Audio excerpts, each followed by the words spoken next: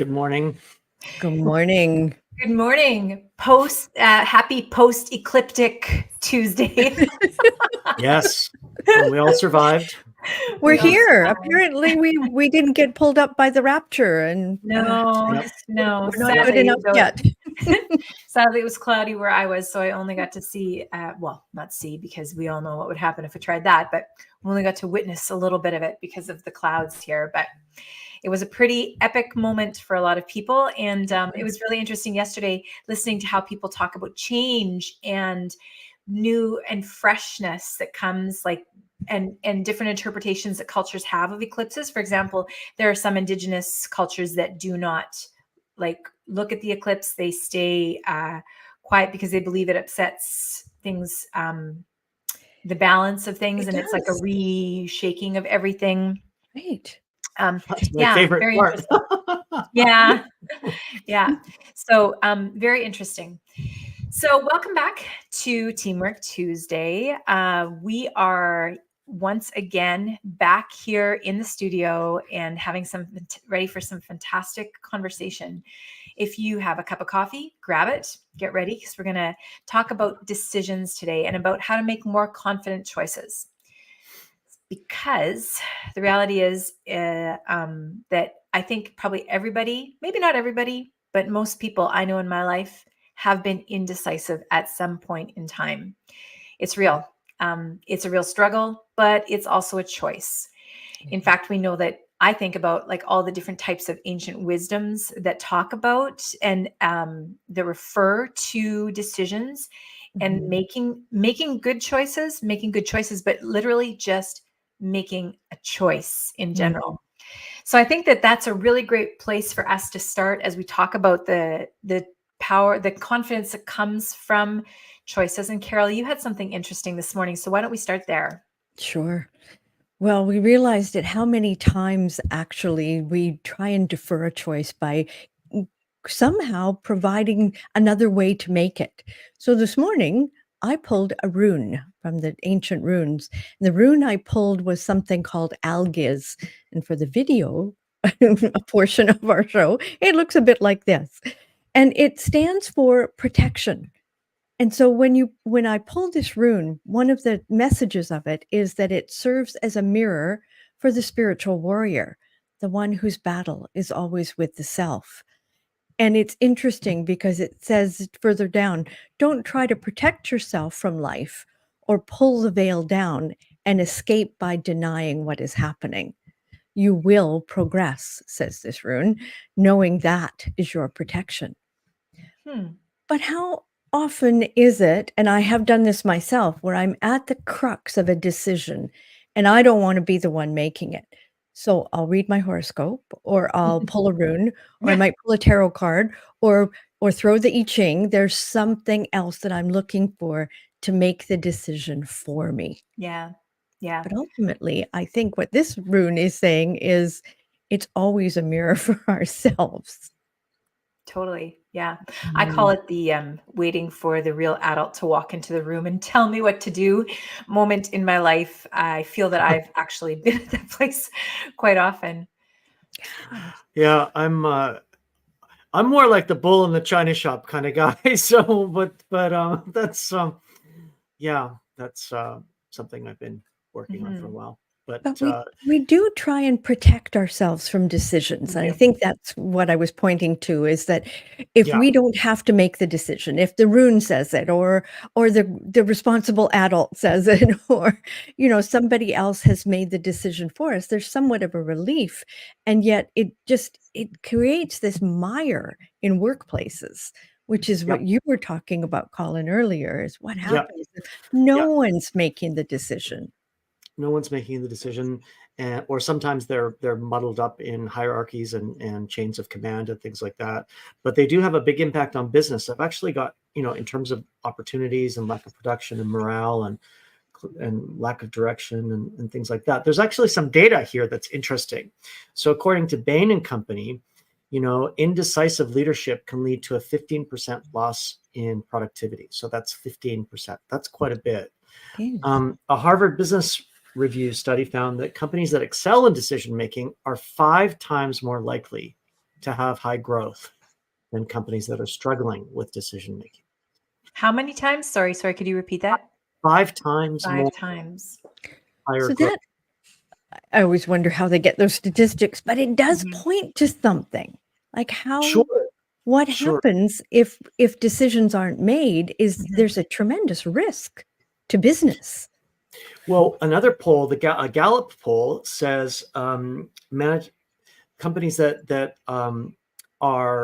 have strong decision-making processes are 4 times highly likely to be engaged. So I don't know the answer in terms of, I haven't gone to look at these studies and where they got that Mhm. data, but study after study is showing. McKinsey and Company, again, translates into higher profits.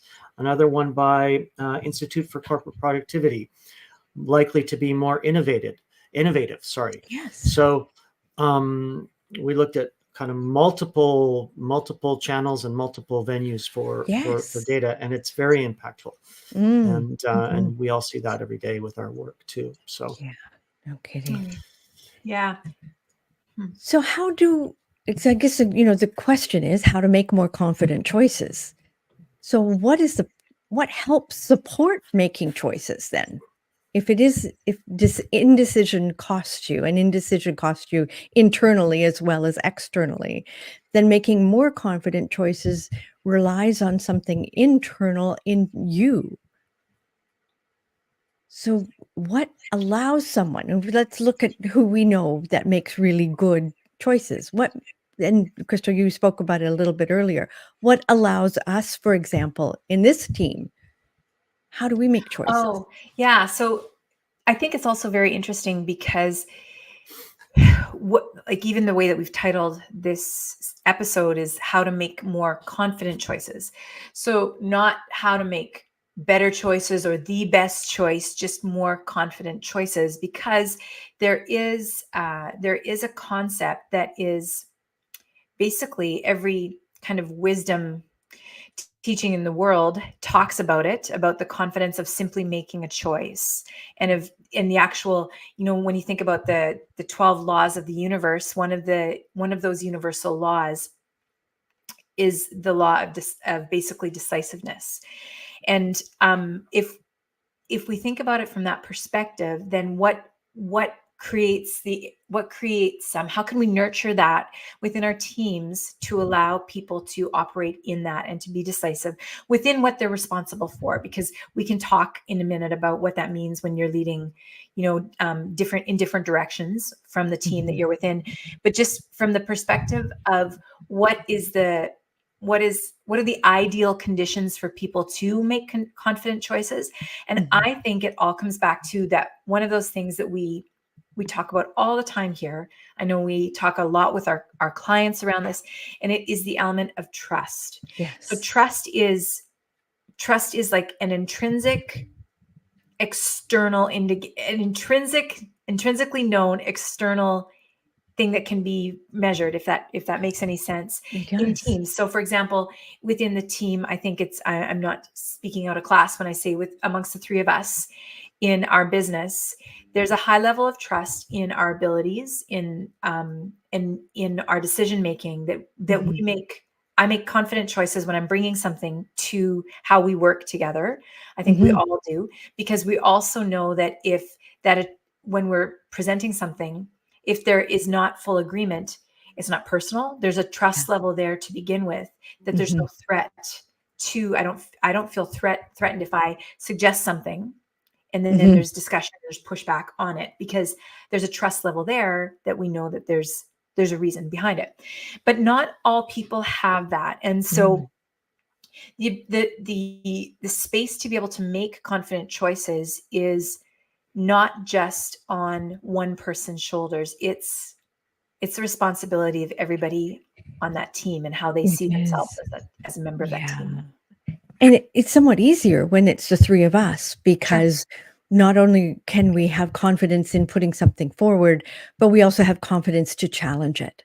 Yeah, sure. So there's that element of communication and ability to have a lively discussion, which doesn't feel personal or critical, is so beautiful within the 3 of us. And I think that can happen for entrepreneurs. It can happen for small organizations, but it's when you get bigger that it gets harder for confident choices to be made, because there's perhaps more impact over a larger area.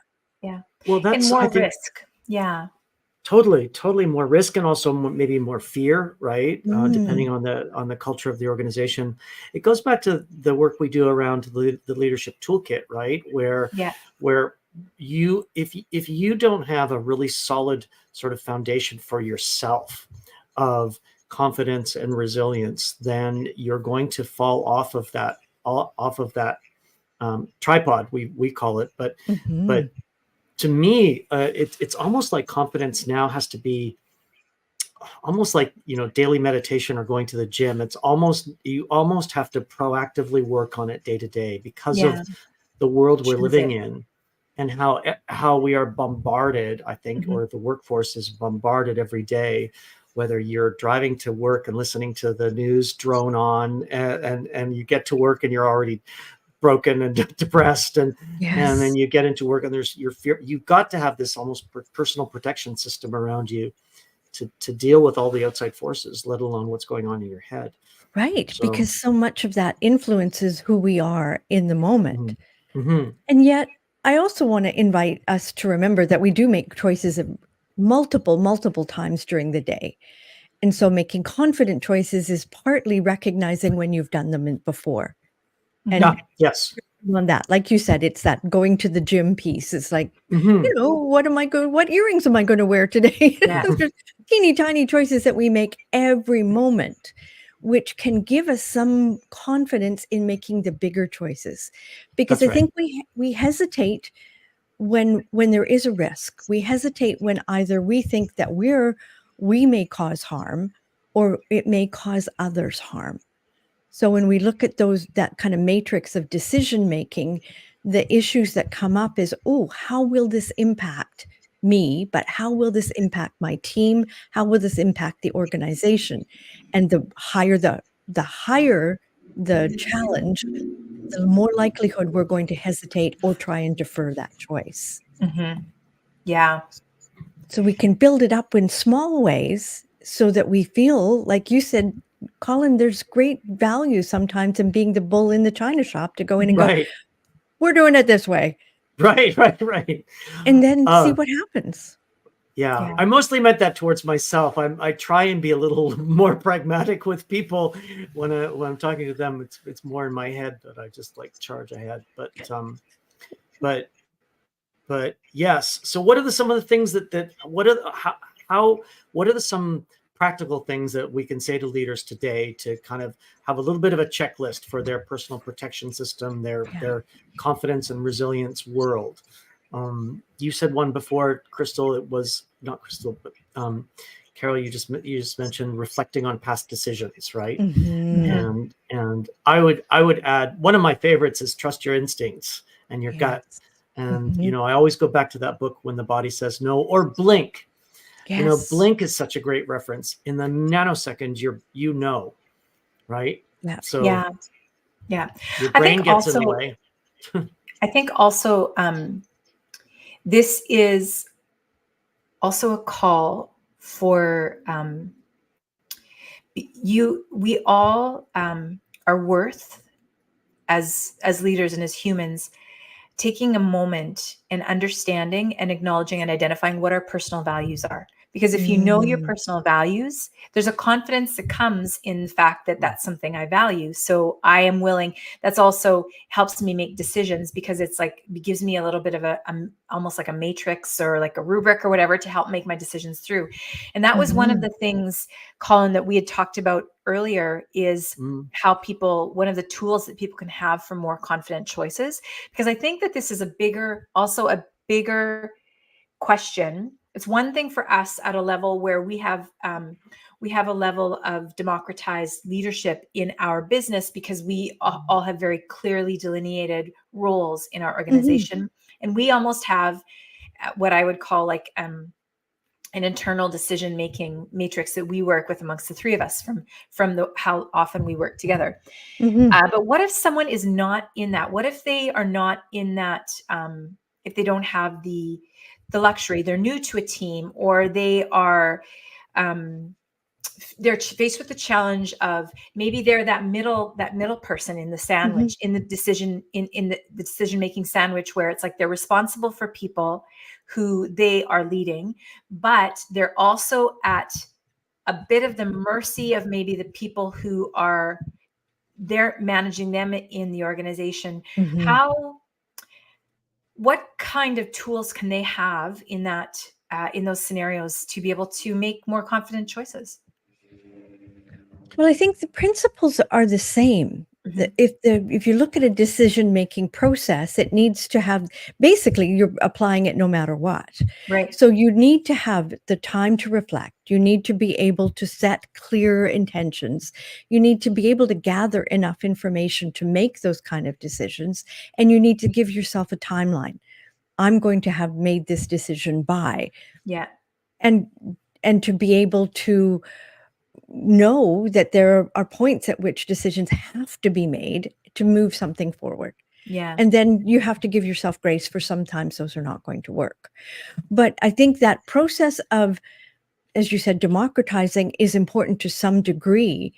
But at the end of the day, and this is the interesting thing, at the end of the day, we choose. We choose yes or no. We choose go or no go. There is, no matter how much information we gather, if you're the person who has to make the decision, at one point you do decide. And you have to give yourself grace to know that sometimes your decisions will be wrong and be able to live with the consequences, having done your homework and gathered all the information that you need prior to making that choice. Yeah. Yeah. Yeah. You know, there's an interesting exercise that comes from landmark education, actually. And it is, if I was to hold 2 ice cream cones up in front of you and say, this is chocolate, this is vanilla, choose. Which would you choose, Colin? Oh, vanilla. Why? Because I like it. Yeah, you see, that's what we do. Or it's better. I never liked chocolate or whatever. We always Right. have a reason. Right. But the exercise drills down enough times till we choose chocolate or vanilla because we choose. So after all the consideration, all of the yes buts, all of the I need more information, I need to hear from so and so. If you're the decision maker, you will choose one way or the other. Yeah. And then you live with it. Yeah. It is an undeniable truth, right? And I think that there's a good indication there for you if that you are struggling, someone right now who knows that there's a decision that needs to be made, and you are having you're feeling the unconfidence that comes, the lack of confidence, I guess is the right way to say it, that comes with it could be because you're just simply not making a choice. You know, I recently had a conversation with a friend who was feeling very overwhelmed and very stressed out. She's an entrepreneur. And in the conversation, she said, I'd come to realize that I want someone to rescue me.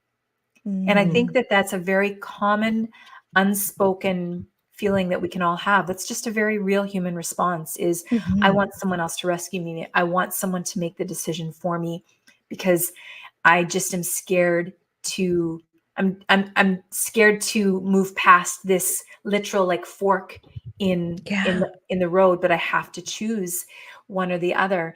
And so I think, Colin, one of the things that you were talking about before we started this conversation is that you brought up was around the idea of having a decision-making kind of like either a documented way, if it's for your team, or an internal like an internal steps, a matrix of it. A matrix of how you make decisions. Yeah, decision making matrix. You know, those are very useful, especially in organizations that might be growing rapidly or changing rapidly, or they're in a startup moment or a moment of transition. You know, you've spoken about this in the past, right? Clarity is kind, and so often decision making can be maybe a little bit opaque in organizations, and you know, clarity and transparency through a matrix or through a process can allow you to stay flexible and support each other. Mhm. So Because unfortunately, we can't predict the future. Yeah, we can. So our No. decisions will have impact, and we do the best that we can to have that impact be powerful and forward facing and moving in the right direction. And I think for the most part, we do our best to make those kind of educated decisions. And I think one of the pieces that echoes for me, Christal, is that your friend spoke with you. So Yeah. speaking to somebody that you do trust about support. it, okay, but on this hand, it's like this, but on this hand, it's like this. And have somebody hear that you can flesh out and describe Yeah. and talk about important decisions. Yeah. So important. Yeah. Yeah. Yeah. And knowing that in the end, when you make the decision, you go in the direction of that decision, and you have grace for yourself. Like, this is about our humanity too, right? So it's predicated on the fact that what you said, Colin, clear is kind. And if you are being as clear as you can in that decision, and you're taking into account, if you're the leader and you're taking into account the fact that the people that you're leading, it's decisions that are made out of kindness and compassion for those people. And even in the end, people will all, like, it's so easy to decide from outside the boxing ring what someone should do. I'll wrap up with this thought, and this is very true. At one point in time was taking boxing lessons. Oh. And to my terror, we actually had to have an actual spar. And I thought I'd be able to get away with it. And my boxing instructor said, no, he says, you need to do it at least just once so that you have an understanding of it. It changed how I saw everything. Other than the fact that I mostly ran around the ring away from the person that I was sparring. But when you were outside the ring, it was so easy to think, well, they should just do this. Why are they it was so easy to deconstruct an armchair athlete, what someone was doing inside the ring, right? And then you're the one in the ring and you're like, oh my gosh, everything, all bets are off once you're the one in the ring. And that's how decisions and choices can feel. And so I think as coaches and as leaders, our words that we would offer and the hand that we would offer out to people is, we believe in you and you are doing the best that you can. So make a choice, be confident in who you are, and move forward from there. Excellent. Yes. Good plan. Thanks, Christal. All right. Thank you so much. Now, don't forget, if you are still with us, that not only do we have a lot of amazing little goodies over at wholehumancoaching.com, but also coming up on April 25th, we have another free workshop for you to learn 24th. how to use, what's that, April 24th? Mm-hmm. Oops. Okay. My mistake. My bad. April 24th. That's why I should have a calendar in front of me while I'm talking about this. April 24th, we have another free workshop, and we're going to be helping you understand how you can use coaching in your leadership and what that can look like for the days ahead. Thanks for joining us, and have a great week ahead. Bye-bye, everybody. Thank you. Bye for now.